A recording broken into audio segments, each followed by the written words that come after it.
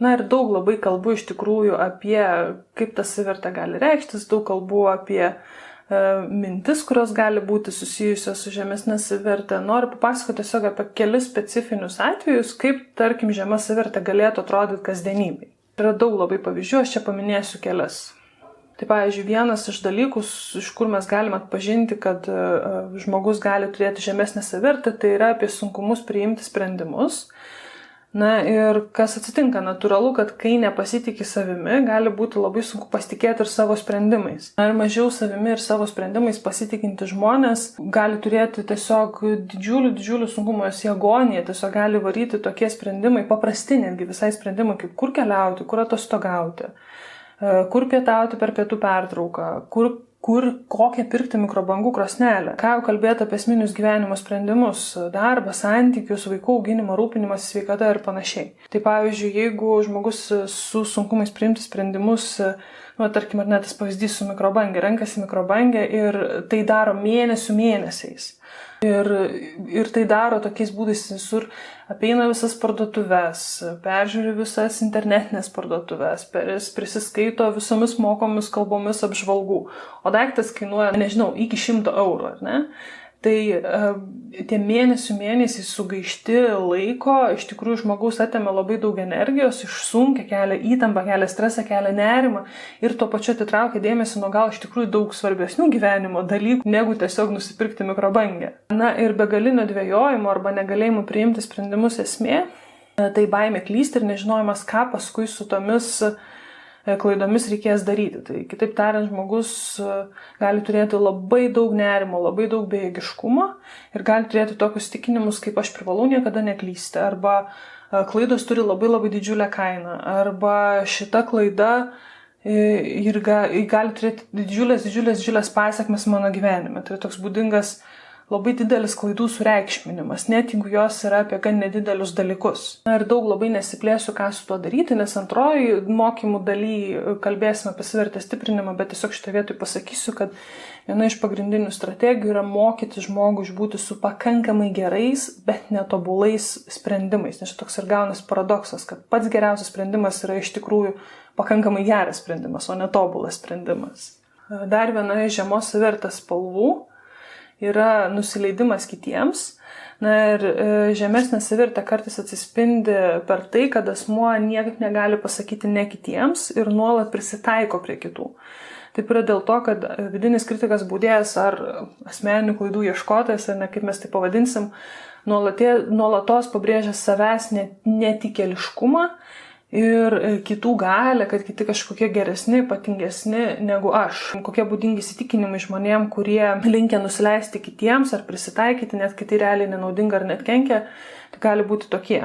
Kiti žino geriau, jei nepritarsiu, nusileisiu, mane tokį silpną, nevykusį, menką atstums, jei nepritapsiu arba nepritarsiu, nuo manęs visi nusisuks, aš liksiu vienas, jeigu prisitaikysiu, kiti mane labiau mėgs, mano poreikiai nėra tiek svarbus kiek kitų ir panašiai. Vėlgi nesiplėsiu, ką su tais įsitikinimais daryti, bet iš tikrųjų labai svarbu yra mokytis atpažinti, kodėl aš darau net tuos dalykus, kurie man nepatinka ir prisitaikau prie kitų ir mokytis vis tik tais nusibrėžti ribas.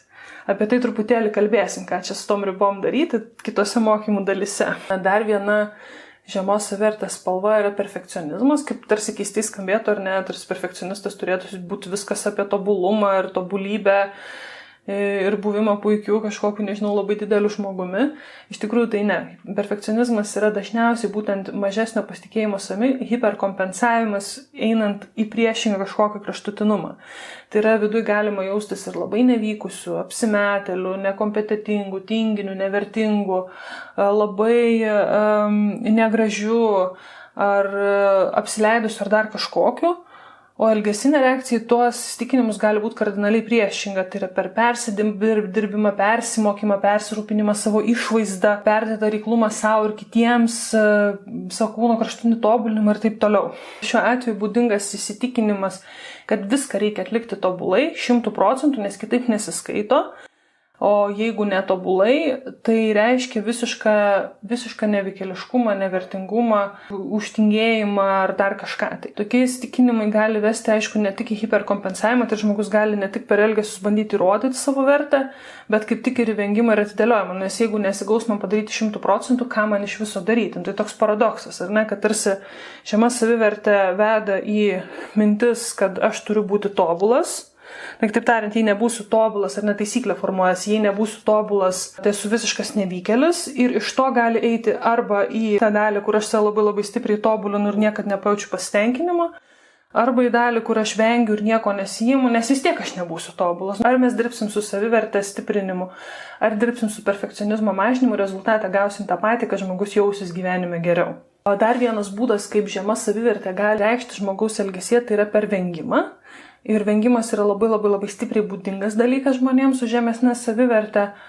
Ir tas vengimas gali vykti dėl daugelio priežasčių. Pavyzdžiui, nepasitikėjimo savo jėgomis, dėl įsitikinimo man vis tiek nepavyks, dėl jausmo, kad aš nesu vertas gerų dalykų, čia beje labai dažnas įsitikinimas prie žemos savivertės, dėl to, kad laukiama kritikos iš aplinkos, dėl to, kad nežinoma kaip daryti, dėl to, kad vengiant nerimas yra mažesnis negu nevengiant. Net į tai ir ilgalaikį perspektyvoje nėra naudinga. Pavyzdžiui, žmogus gali, tarkim kalbant ar ne apie antros pusės turėjimą, gali labai norėti antros pusės, bet antros pusės ieškoti yra labai baisu. Reikia daug pastangų įdėti, reikia žinoti, kaip tą daryti, kur tą daryti. Reikia eiti truputėlį iš savo komforto zonos ar nebendrauti su žmonėm įvairesniais. Ir žmogui gali atrodyti taip, kad man tada gal yra lengviau neturėti antros pusės, nors galbūt poreikis turėti, patirti meilės jausmą, būti ryšyje gali būti ir labai didelis. Kitaip tariant, šiuo atveju nerimas nugali ir žmogus renkasi trumpalaikį perspektyvų palengvėjimą negu ilgalaikį perspektyvoje kažką, kas tiktų poreikius ir vertybės. Kitas pavyzdys ar ne galėtų būti vengimo, kad žmogus galbūt galvoja, kad jeigu eičiau sporto salę, tai jausčiausi geriau, galbūt net ir kūnas mano geriau atrodytų, turėčiau daugiau sveikatos ir visa tai yra apie mano vertybės. Ir jeigu eičiau, mano net ir savivertė kiltų, bet žmogus gali apspręsti neiti, nes, nesigaus, nežinau kaip, nesu vertas vis dėlto turėti gerus dalykus savo gyvenime, mane kažkas sukritikuos, o ir šiaip eiti į salę yra toks didžiulis nerimas, kad geriau aš pasiliksiu sėdėti namuose. Net jeigu tai reikš, kad negaunu tų gerų dalykų, kurių iš tikrųjų labai norėčiau. Tai gaunasi užburtas ratas, toksai žmogus nori rūpintis savimi, žema savivertė neleidžia ir tada ta savivertė dar labiau krenta. Ir šiuo atveju ar ne vienintelis kelias yra iš tikrųjų susidurti su to, ko vengiama, nevengti. Dar vienas dalykas, su kuriuo eina žema savivertė, tai yra apie kitų nuomonę sureikšminimą. Tai yra labai tikimas ir norima susižavėjimo ir palaikymo iš aplinkos ir tuo pačiu labai iš aplinkos laukiama, kad aplinka bus daug kritiškesnė negu paprastai jinai yra. Gali būti būdingi tokie įsitikinimai kaip mano nuomonė mažiau vertinga nei kitų, privalau visiems patikti, kitaip aš niekas, jei kažkas apie mane pagalvos kažką blogo, aš žlugęs niekada neatsigausiu, žmonės iš prigimties labai kritiški, jeigu aš nepatiksiu kažkam, tai visiška tragedija. Arba dar vienas toks būdingas būna, aš privalau patikti visiems, net ir tiems, kurie nepatinka man. Aišku, kad tokios mintis yra labai nepadedančios, nepridedančios geros savijautos ir jos gali labai stipriai veikti žmogaus elgesį tiek per vengimą ar ne kažkur tai bendrauti, tiek per kaip tik bandymą įtikti, patikti ir daryti tik tai, ko nori kiti. Ir čia labai svarbu yra dirbti tiek su kritiškais įsitikinimais, tiek su elgesio kitimu, nes labai dažnai su šitais įsitikinimais žmonės iš tikrųjų negyvena pagal savo vertybės, jie gyvena pagal kažką kito. Dar viena žemos vertės spalva ar ne ir veidas, tai yra begalinis lyginimasis su kitais. Žemos vertės žmonės šitą daro labai daug ir tai vyksta dažniausiai labai automatiškai. Ir tai dažniausiai yra daroma labai ne savo naudai. Pavyzdžiui, žmogus turi sunkumų santykiuose, skaito kažką apie santykius ar ne, ar knygas, ar straipsnius, ar klausosi kokio podcast'o ir mąsto, kiti laimingi, o aš toks niekada nebūsiu. Turi žmogus sunkumų darbe, išgirsta kaip kažkas kitas irgi turėjo sunkumų darbe, tarsi atrodo panaši patirtis, bet žmogaus automatinė mintis gali būti tokia. aš jaučiuosi panašiai darbę, tai turbūt ir aš nerasiu išeities. Tai tarsi kaip žodžiu, žmogus besilygintų, taip jisai save nusimenkina, save nusiplaka, save nusibaudžia ir jaučiasi nuo to tik tais blogiau tiek apie save, tiek apie visą situaciją. Tokios ir panašios mintis, aišku, dažniausiai yra vidinio kritiko baudėjo žinutės, kurios, vėlgi neleidžia pasirūpinti savimi, gyventi pagal savo poreikius, pagal savo vertybės. Vietoj to, iš tikrųjų, yra daug prasmingiau ieškoti bendrumų ir panašumų su kitais, tai pavyzdžiui. Tai porai padėjo porų terapija, gal ir aš pamėginsiu. Tikrai skamba geriau negu, kad manęs jau niekas nebeišgelbė šituose santykiuose. Jis taip pat jautėsi, bet išsikapstė, gal ir aš išsikapstysiu. Geras ir aš taip mąstau. Gerai, kad ne vienas pats kenčiu šitam pasaulyje. Arba, kokia įkvepianti istorija, ką iš jos galėčiau pasiimti savo ir save pastiprinti. Tai kitaip tariant, vėlgi labai svarbu yra, kalbant apie lyginimąsi darbą su mintimis, su automatiniais įsitikinimais situacijose. Dar vienas toks įdomesnis šiek tiek žemos savivertės pavyzdys, nežinau, ar jūs tą nepastebit savo aplinkoje, arba jeigu dirbat su klientais tarp savo klientų, tai yra savivertės kėlimas menkinant kitus. Kas tai yra? Tai kad žemesnės savivertės asmenys kartais turi tendenciją arba menkinti kitus, arba apsisupti save žmonėmis, kurie yra tarsi prastesni, tada netaip matosi, kad aš kažkoks netoks, arba niekada neduoti pozityvaus grįžtamo ryšio. Tokie elgesį veda tokie įsitikinimai kaip, jei pagirsiu, žeminsiu save, jei pulsiu pirmas, nespėsiu kritikuoti manęs, jei džiaugsiuos kito sėkme, tai reiškia, kad aš visiškas nevykėlis arba visiškas pralaimėtojas. Turiu teisę sakyti savo kritiką, o jei jos neišsakysiu, tai rodys mano silpnumą, nevykėliškumą ir panašiai. Tokie žmonės tikrai gan dažnai sąmoningai ir nesąmoningai apsisuka tarsi kažkokiais menkesniais žmonėm ir gauna iš to antrinę naudą. Tai yra gali apkalbėti, gali tiesmukai kritikuoti, gali patys savo slapta mintise pasidžiaugti, štai bent jau šitas geresnis ar vertesnis ar mažiau nevykęs. Arba tiesiog bendraudami su tais, kuriais laiko lygiaverčiais ar autoritetais, maskuoti savo nepilnavertiškumo jausmą per dvigubus komplimentus, nekviestą kritiką, nejautrius juokus, pasyvią agresiją ir panašiai. Tai dvigubo komplimento pavyzdys būtų, kaip tau tai gražiai atrodo. Arba, iš tokio žmogaus, kaip tu niekada nesitikėjau, kad gausi paaukštinimą. Tarsi kažką gero sako, bet iš tikrųjų tai skamba kaip pasyvi agresija. Pažinus tokias tendencijas menkinti kitus, labai svarbu ieškoti, kas veda tokį elgesį, ir tai dažniausiai vis tiek bus tas pats vidinis kritikas, sakantis kažkoks labai bjaurius dalykus galvoje ir nevengti keisti savo elgesio modelių. Vis tik, pabandyti ar nepasakyti kitam žmogui kažką gero, arba prikasti liežuvį ir pasižiūrėti, ar išsipildo tos katastrofos kažkokios, apie kurias šneka vidinis kritikas. Tarkim, kalbant ar ne apie vidinį kritiką, tai čia pavyzdys būtų, jeigu vidinis kritikas nuolatos labai šiurkščiai šneka, koks aš nevykęs, negeras, nesugebantis, tai ta gynybinė automatinė reakcija ir gaunasi, kad, tarkim, eksternalizuoju, tai yra išorę perkeliu. Aš sukritikuosiu šitą, tai tada nepamatys mano šitos tamsiosios, defektyviosios kažkokios pusės. Ir visą tai gali vykti žiauriai automatiškai, žiauriai žmogui neįsisąmoninant. Tai jeigu ir susidurėt su tokiais žmonėm, nepulkit jų kritikuoti, arba jeigu savy truputį to atpažįstat, nebarkit savęs, čia yra gan sunkiai pagaunamas, sunkiai apčiuopiamas ir sunkiai keičiamas dalykas.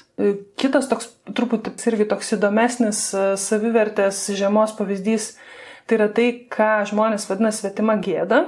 Ir iš tikrųjų gan daug žmonių šito turi ir gan daug žmonių šitą daro, mažesnių ar didesnių laipsnių, ir tikrai gal net ir savytą esat pajutę, pastebėję ir kitose.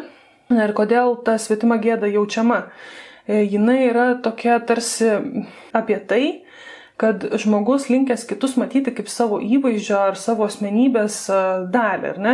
Kaip aš sakau, tokia metafora, tarsi tas kitas žmogus būtų mūsų ranka ar koja. Ir pavyzdžiui, savim nepasitikintis asmuo gali jausti, tarkim, tą svetimos gėdos jausmą per pačius įvairiausius dalykus. Pavyzdžiui, antra pusė netokia graži kaip draugų, ar ne? Mano ten draugų merginos visos atrodo kaip modeliai, o maniškė, žema ir dar truputį stora.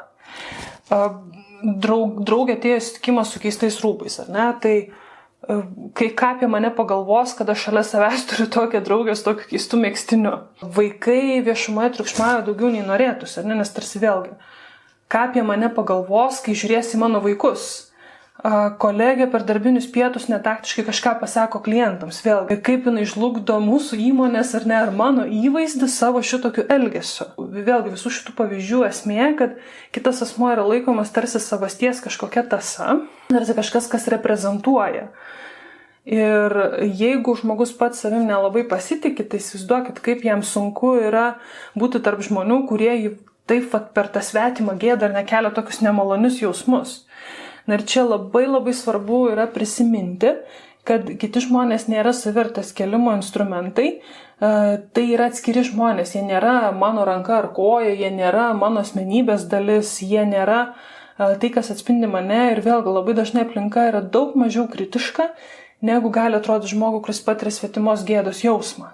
Na ir tokiose situacijose labai svarbu vėlgi yra dirbti su savo įsitikinimais, apie save ieškoti, kokie įsitikinimai siejasi su ta gėdos, svetimos gėdos būtent emocija, jausmu.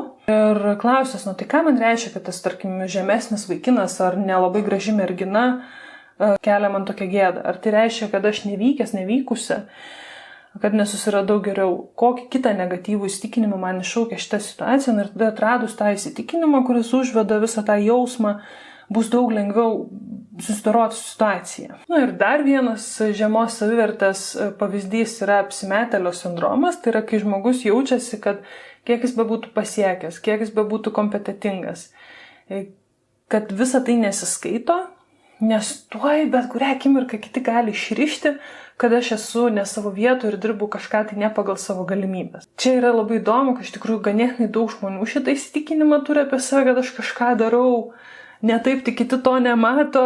Ir net šitą gali turėti žmogus, kuris net yra savo srity labai didžiulis ekspertas. Ir tas ekspertas gali vis tiek mąstyti, kad bet kurią akimirką vis tiek mane identifikuos kaip nevykėlį. Na ir čia šiuo atveju būdingų įsitikinimų pavyzdžiai gali būti, aš netoks gabus kaip kiti, mano pasiekimai nesiskaito, man pavyko atsitiktinai, kiti gali geriau, daugiau, tik laiko klausimas, kada kiti pastebės, kad aš iš tikrųjų nesugebu ir panašiai. Čia vėlgi, kaip ir visais kitais atvejais, labai svarbus yra darbas vis tik su savo negatyviais įsitikinimais, juos pastebėti, identifikuoti, kelti klausimą, kiek atitinka realybę ar netitinka realybės. Na ir daugiau gyventi iš tikrųjų ne pagal jausmą, pagal realius faktus. Na ir kaip matot, iš visų mano šitų pavyzdžių, ar ne, kur aš pasakoju apie žemos savivertės išraiškas, ar ne, veidus, ar spalvas, kaip čia pavadinsim, labai daug kalbų, kaip yra iš tikrųjų keli raktiniai momentai svarbus savivertės stiprinimui. Tai pirma, darbas su savo mintimis.